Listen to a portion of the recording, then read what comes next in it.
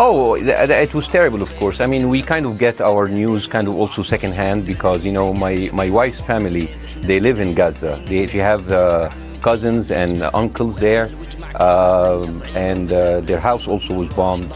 We haven't been able to communicate with them for the past 3 days. Communication are lost. So we don't know actually what is the how are they doing, but you know, we're used to that. I mean, it's just like it's very repetitive. We're used to that. We're used to them being bombed every time and moving from one place to the other.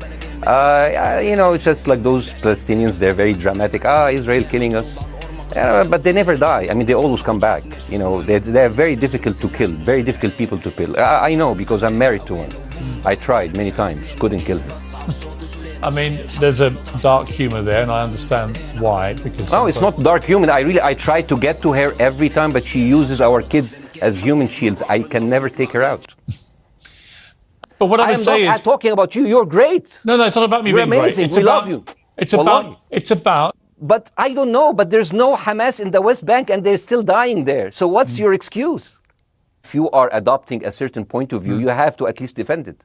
I'm telling you, there is no Hamas in the West Bank. What is the excuse? Not your excuse. What is the excuse to kill those people?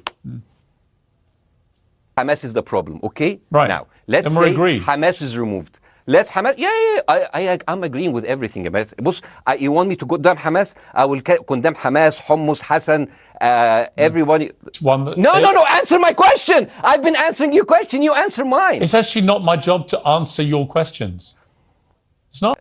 So if I can understand this correctly, basically Israel is doing this to pressure the Palestinian community in Gaza to turn against Hamas. Is that right? I'm sure that's part of it, yes.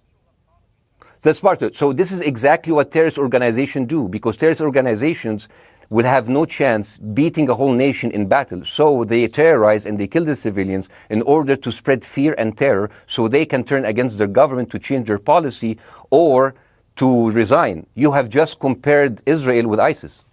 No, I haven't. I don't see any comparison between. It's going to be the headlines tomorrow. Peirce Morgan, Israel is ISIS. Only amongst people. And you know what he said, Mr. Prime Minister? He said that the solution for those Palestinians is to go into a vast land of Sinai and live into tent cities temporarily, temporarily, wink wink, until we build Gaza again, and then we invite you back. يعني عبط احنا بقى. يعني فاهمني؟ We've seen this movie before.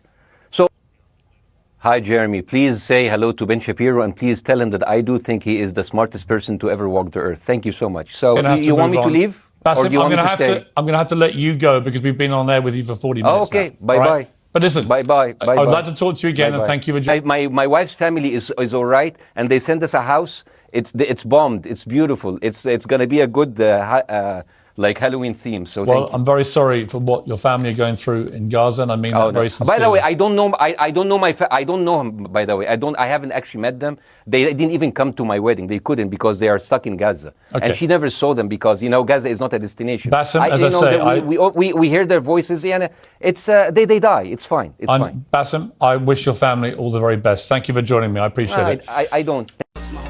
Oh,